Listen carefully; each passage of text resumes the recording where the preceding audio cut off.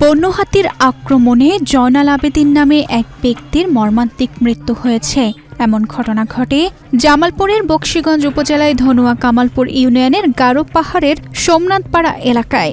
নিহত জয়নাল আবেদিন ধনুয়া কামালপুর ইউনিয়নের মৃধাপাড়া এলাকার মৃত রজিম মিয়ার ছেলে।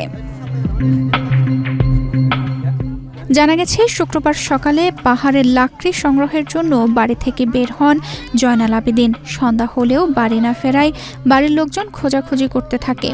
রাতে তাকে না পেয়ে শনিবার সকালে আবারও খোঁজাখুঁজি করতে বের হন বাড়ির লোকজন ও স্বজনরা।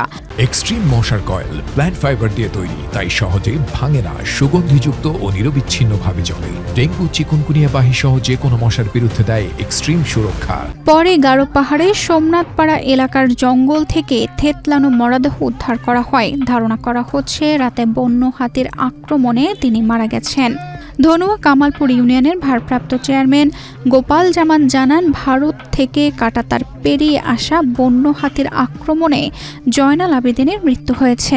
যে লোকটা আমরা দেখতে পাচ্ছি, ওই লোকটা মির্দাপাড়া রাস্তামুড়ি বাড়ি, সে বরাবরই পাহাড়ে যায়, লাকড়ি কাটে।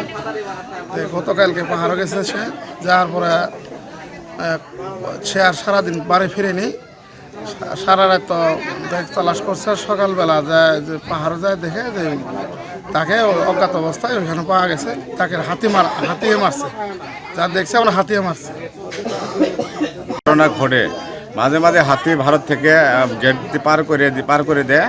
ভারতীয় বিএসএফ দেওয়ার কারণে আমাদের এলাকার গরু বাছুর ও জনগণের ক্ষতি করে যায়। এইভাবে দীর্ঘদিন ধরে চলছে। সরকারের কাছে আকুল আবেদন যেন এর একটা পদক্ষেপ নেয় সরকার।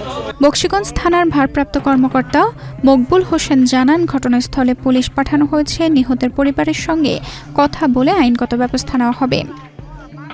তানজিদা রহমান, ইনায়া, বাংলাদেশ প্রতিদিন।